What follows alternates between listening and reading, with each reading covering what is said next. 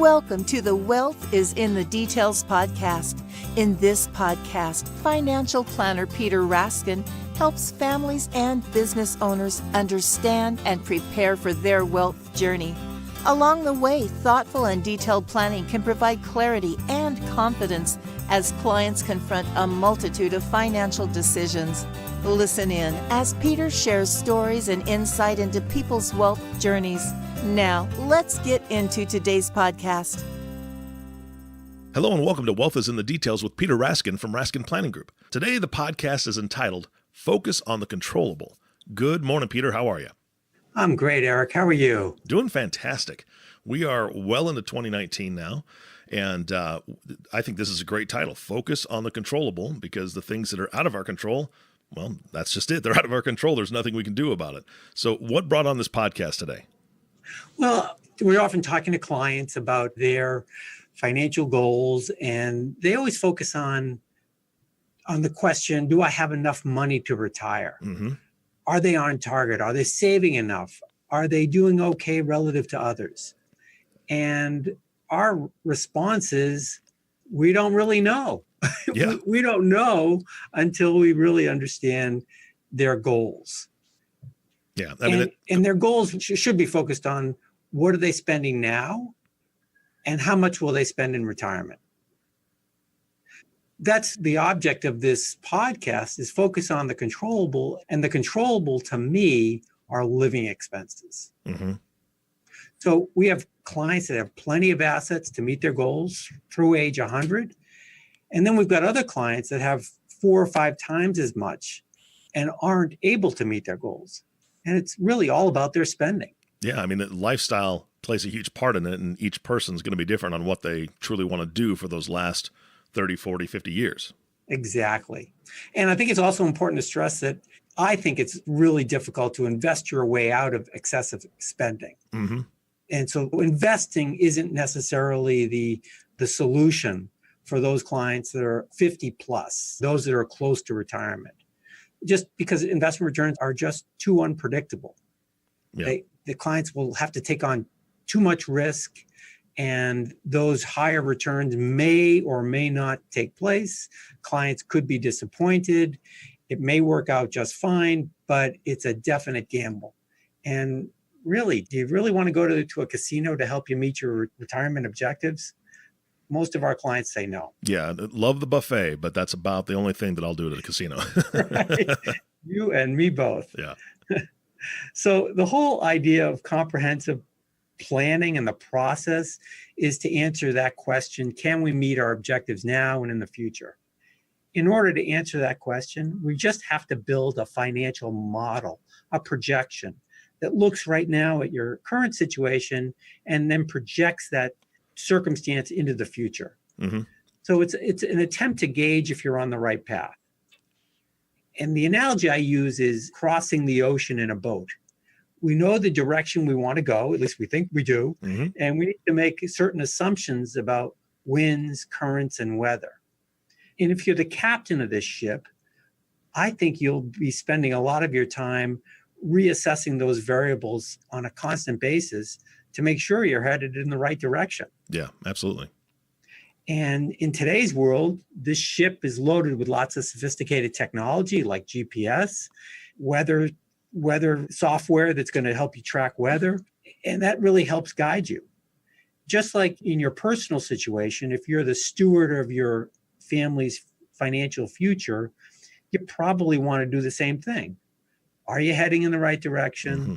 Think about your financial plan as the roadmap that helps you do this kind of analysis. And the planner, that's us, is your guide. And our job is to look at all those variables, use technology to help us with the analysis.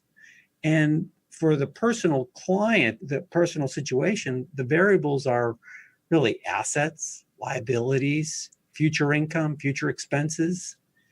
And we start this process by trying to understand your wealth and your resources. Yeah. I mean, if the people that were on the Titanic had the technology and the skills that you have today, Peter, as far as how you help guide people, that iceberg would have been very easy to see and avoid. All the different things that you can use to avoid those things is fantastic. So I think that's a great analogy. Yeah, you try to avoid those icebergs wherever possible. Yeah. So the first question is, what are those assets? Your stocks, your bonds, your retirement accounts, your real estate, your collectibles like artwork and stamp collections. And then if you're a business owner, what are your business interests? Mm-hmm. So once we understand those financial assets, we then take a look at your earned and unearned income. Mm-hmm. So what are your expected inflows? Your salary, your bonuses, your inheritances. Are you counting on lottery earnings? Hopefully not. Hopefully not. Will you be selling a business? So those to me count as your inflows. And in general, I think it's really hard to have a great deal of control around these variables. Just like we can't control winds, currents, and weather, it's kind of hard to control salary and bonuses, inheritances, asset values as they move up and down with markets. And it's not that decisions we make influence these variables, but there's only so much we can do about them. Mm-hmm. So, if your chosen profession is a social worker, your income probably is probably going to be capped. You're just not going to make the same sort of income that a heart surgeon makes. Yep, absolutely. And if you're investing in the stock and the bond markets, your weekly, your monthly, your annual returns are for the most part determined by the markets. Mm-hmm. Yeah, there's some skill that can make a difference, but in the long run, the big driver are just markets in general. Yeah. When I look at the situation where we've got these variables, to me, the most important variable are the outflows, those living expenses. Mm-hmm. And these are the things that we can control. And they frankly have the most influence on our long-term plan. Mm-hmm. So if that's the case, let's spend most of our time trying to understand those outflows. And that's where our energy should be. That's where our analysis should really be focused on. Yeah, I agree. And we all know what living expenses are. And when most people think of living expenses, they think of the basic type of living expenses: shelter, food, gas to get to here and there, a vehicle to be able to ride in. But what are you doing with this information as far as when you gather it from a client? What are you doing with the info? And then more importantly, I think, how should a client or a prospect that comes to see you, how should they be thinking about this when it comes to helping you gather all the information you need to help them make that plan? Yeah, great question. We always start the conversation with our clients and really telling them that this is an I want plan. It's not an I need plan. Okay. It should be a realistic I want plan. Yeah. It needs to be within reach. Yeah. But that first draft, that first model of the plan, we're just trying to see where you want to go. And is that within the realm of possibilities and reality? Mm-hmm. So we really want to capture those expenses that are likely and then predictable. Okay. So, Peter, do most people know what those type of expenses are or what those things are that you're talking about? No, I would say the majority of our clients really just don't know. When we first ask them that question, do you have a good idea of your living expenses? Most of them say no. Mm-hmm. I will say that some do, and some know exactly how much they're spending. But I definitely say that the vast majority of our clients really don't. And most everyone underestimates how much they actually spend. Oh yeah. No, that's put me in that boat. I mean, seriously, that's something that I don't track very well. And I know that if I did, I would be surprised and a little disappointed, to be honest, disappointed in what I spent money on throughout the year, that I could have said, okay, wait a second, that could have gone to a much better purpose than that. Whether it's my future or helping somebody else out, I didn't need to spend that much on that stuff. And I know you and I talked about that in a previous podcast with, I think, sandwich chips and Starbucks or something, but those expenses we just don't know about a lot of times. Yeah, so that's our experience. It's kind of like that slow leak from your drain or gas leak. It does make a difference over time. Yeah. We did a whole podcast on behavioral economics a while back. And the basis of that podcast is that human beings really don't always make the most rational decisions when it comes to economics and financial behaviors. And the rational human being would really focus on these things each and every day. But the reality is that they don't. People aren't always rational. They're human beings. And it takes a lot of time. It takes a lot of time. I would say it takes more thought than time in today's world. And we'll talk a little bit about that at the end of the podcast. True. But it is possible to track your expenses and to be thinking about that carefully. It's our job as the planner to help our clients through this process. What we don't want to do is make our clients feel inadequate and really bad about it. We don't want them to beat themselves up that they don't know. Join the crowd. Most people really don't know. Yeah. So I take the approach that planning is a multi-year process, that perfect is the enemy of good when it comes to planning. Because if you're trying to get the perfect number, you're trying to get the most accurate living expenses and predictions and projections, the reality is that you'll never do it. You'll never get there.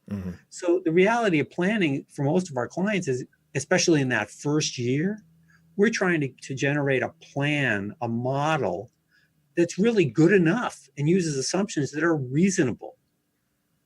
Each and every year as we're updating their plan, these assumptions get better and more fine-tuned. So we don't wait until we get perfect assumptions now, because if we do, we'll never complete the plan. And not doing the plan is probably the worst thing that we can do. It's this balancing act between getting a reasonable plan in place now and then revising it on an ongoing basis. And I think that's really the key. Yeah. So Peter, knowing your expenses, your living expenses, is incredibly important, obviously, is what it sounds like to me. And I already know that for myself. How does a client, or how do we begin to estimate our living expenses, or guesstimate in some cases? Sure. The first thing that we do is talk to our clients about those expenses that are not discretionary. These are those expenses that just don't go away. They're every month like clockwork. It's our mortgage or rent. It's our property taxes, groceries, utilities, subscriptions, insurance, phone, garbage collection, landscaping, those commuting expenses, all those things that we just know are going to be there. And I would say having people just give it some thought, they're pretty good about those bills. They kind of know what their phone charge is each month. They know on average their oil and fuel costs are. That's my experience. Yeah. So given some prompting, they're pretty good with those non-discretionary expenses. So then we move into those expenses that are discretionary. Those entertainment, the dining out expenses, travel, gifts, charity. Here I'd say people are a bit hazier about how much they're spending, on an ongoing basis. But if they give it some thought and again, some more prompting, they'll have a pretty good idea. So, the prompting that we might do is, how many times a week do you go out to eat on average? And what do you spend typically? We know that there'll be those special occasions where you're going to those more expensive restaurants and getting that extra glass of wine. So what on average, what are you spending? How much do you typically spend on vacations and travel throughout the year? Again, it doesn't need to be exact, but what do you want? I thought I'd just describe a typical situation and conversation that I might have. In this case, I got John and Harry who are retiring in 5 years. They live on the East Coast. They have kids and grandkids in California. So they really want to spend time traveling to see them at least twice a year. And each trip costs about $2,500 in total. So that's just visiting the kids is $5,000 a year. And right now, and they've been doing this for a bunch of years, they take one big trip a year. That costs about $10,000. So right now, they think about their goals as spending about $15,000. In retirement, they kind of would like to expand that. So spending $25,000 per year on travel seems reasonable. So instead of one trip a year, they go on 2 big trips. So they're both in great health now. And I suggest that they should consider budgeting the $25,000 per year now until they're age 85. Yeah. My experience is that many clients begin traveling less after age 75 or 80 or 85. It certainly depends upon the individual. So much depends upon health and their energy levels. But I always recommend that clients travel while they're younger and in good health. Yeah, It absolutely. just And makes sense. it makes perfect sense. And if they slow down their travel at age 75 instead of 85, then you've already budgeted for it and you can reallocate that money to something else. Exactly. Yep. That's my thinking. But it's important to just have these Hmm. conversations. What do you want and when do you want it? Yeah. In so many ways, I think of that we're like archaeologists trying to uncover the past when we're looking at our clients' budgeting. Hmm. So by looking at the past and studying it, we're trying to understand their todays, but also their tomorrows. Hmm. So we'll try to discover more information from them. We'll look at pay stubs, we'll look at tax returns. And this shows really how much they're giving to charity and how much they pay in property taxes and other taxes as well. In these conversations, I'd say I often have a pretty good sense when a client's underestimating their expenses. I see this especially when clients have a pretty good income, but have very little saved in non-retirement accounts. Hmm. And maybe they'll even have some outstanding credit card debt. So I see that, I say, well, maybe you're spending a little bit more than what you think you might be. Hmm.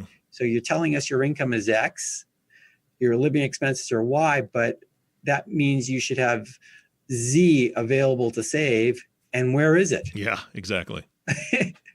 I often tell them that they often tell me that they didn't save that last year because of a big one-time expense that just won't happen again. Hmm. Except that big one-time expense happens every year. Hmm. So it's just a different expense every year.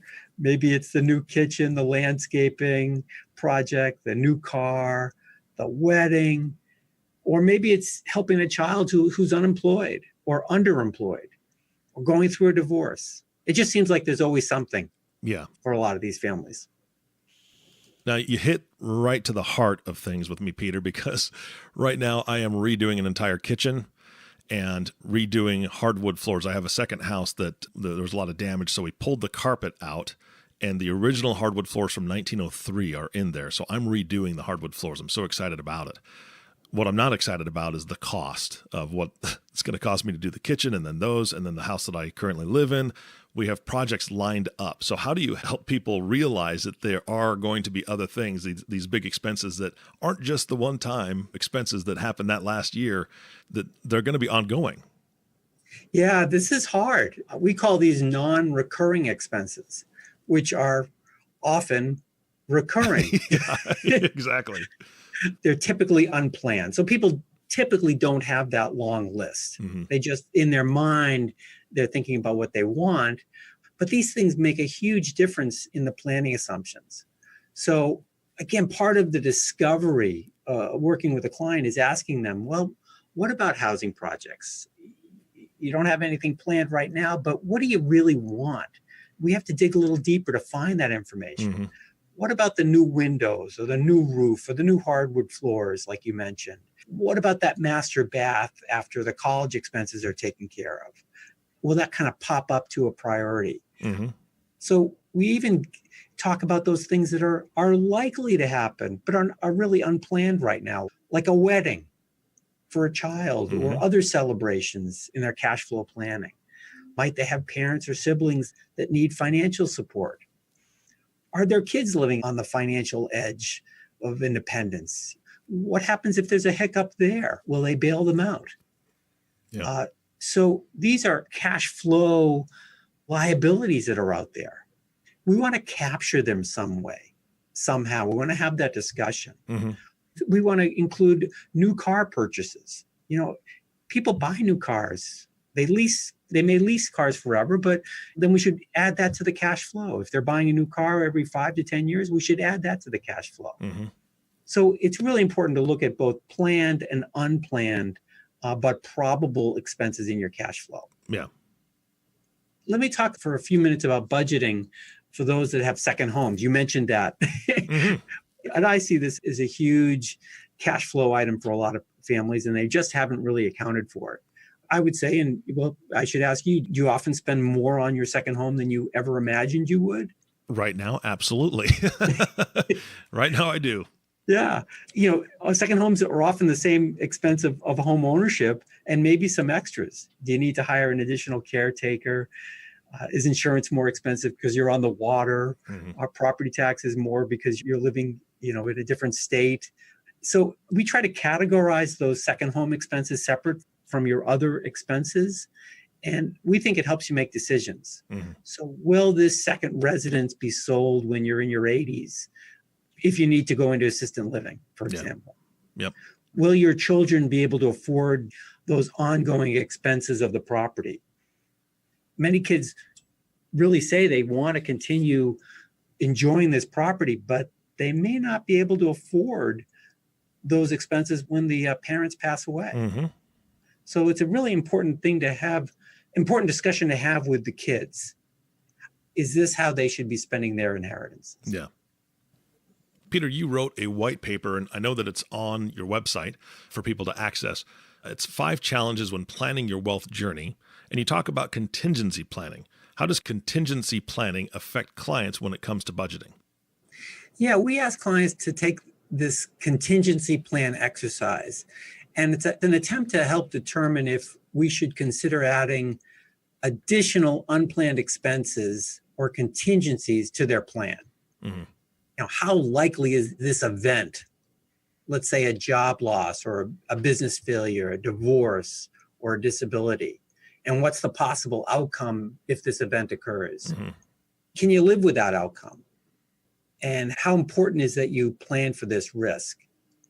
And finally, what actions might you take to mitigate the risk? Again, we just want to have that discussion. We may or may not want to add potential contingency or risk to your plan, but maybe we want to model it separately. If X happens or doesn't happen, we've included it. Are you okay? We test the plan. We don't want to have a crystal ball. We don't want to try to predict what's going to happen, but we want to just think about the probability of these things happening and how it might affect you. Yeah, and that makes perfect sense. So now that we've done all this hard work and figured out potential future living expenses and what we want to do in these formative years, what's next? Yeah, once we've understood your cash flow, your inflows and outflows, we're really able to determine if you're able to meet your goals. So we then are able to answer the question whether you'll be okay or not. And if you are, can you spend more? Or if not, maybe you should spend less. Should you save more or less? Can you give more to your kids or to charity? Should you reduce your living expenses now or maybe in the future? What feels right? What do you want to do? So it's that conversation about, okay, we've reached a conclusion with the current plan and the current model, but how might we change it? How might we adjust it to help you get to where you want to go in the most effective way? So this is really the starting place for developing the plan. And from there, once we've understood where you are and where you want to go, we then look at more technical solutions and strategies to really maximize the efficiency of your planning. And we'll talk about those in future podcasts. So more to come. Nice. I spoke earlier that I'm one of those people that doesn't track their expenses very, very well. So is there any technology that helps your clients or that you can point people to that will help them track those expenses and be more accurate on their monthly statements? Yeah, for those clients that really want to roll up their sleeves and get into it, there are just some really simple and elegant online tools that really anyone can utilize to track these outflows. You will need to be comfortable using your bank and credit card online tools. So you do have to have a comfort level going online and accessing this information, but it's not hard. So once you've done that, you can connect your banking accounts, your credit card accounts to your chosen software. And really, it can do most of the work for you on an ongoing basis. I know we offer this tool on the Raskin Planning Group's wealth management website, and we can help you set it up and we help you manage it.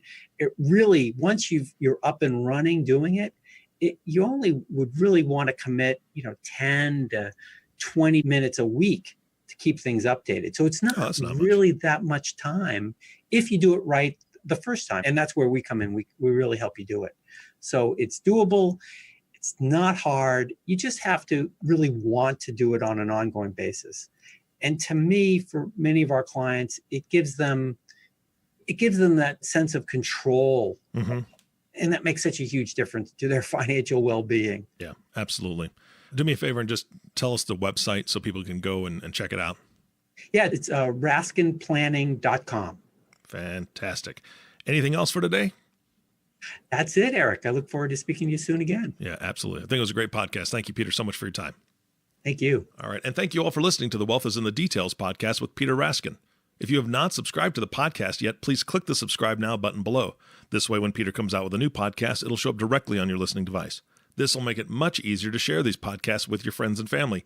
And if you're listening to this and you have adult children that could use a little bit of help managing their expenses, and you, as mom or dad, can't really say, hey, how are you doing on your budget? Hey, how much are you spending? Hey, how are you saving? Just let them listen to this podcast. Let them know that this is available and this is out there, and then they can engage Peter and his team on their own and really start to get a handle on what they're doing and set themselves up early in their career. I know that if I could go back and talk to my 25-year-old self, I would have kicked my butt a little bit more. So again, share this podcast. We'd love that. And thanks again for listening today. For everyone at Raskin Planning Group, this is Eric Johnson reminding you to live your best day every day. And we'll see you next time. Thank you for listening to the Wealth is in the Details podcast. Click the subscribe button below to be notified when new episodes become available. The information covered and posted represents the views and opinions of the guest and does not necessarily represent the views or opinions of Lincoln Financial Advisors Corporation. The content has been made available for informational and educational purposes only. The content is not intended to be a substitute for professional investing advice. Always seek the advice of your financial advisor or other qualified financial service provider with any questions you may have regarding your investment planning. Peter Raskin is a registered representative of Lincoln Financial Advisors. Securities offered through Lincoln Financial Advisors Corporation, a broker, dealer, member SIPC. Investment advisory services offered through SageMark Consulting, a division of Lincoln Financial Advisors, a registered investment advisor. Insurance offered through Lincoln affiliates and other fine companies. Raskin Planning Group is not an affiliate of Lincoln Financial Advisors. Lincoln Financial Advisors Corporation and its representatives do not provide legal or tax advice. You may want to consult a legal or tax advisor regarding any legal or tax information as it relates to your personal circumstances.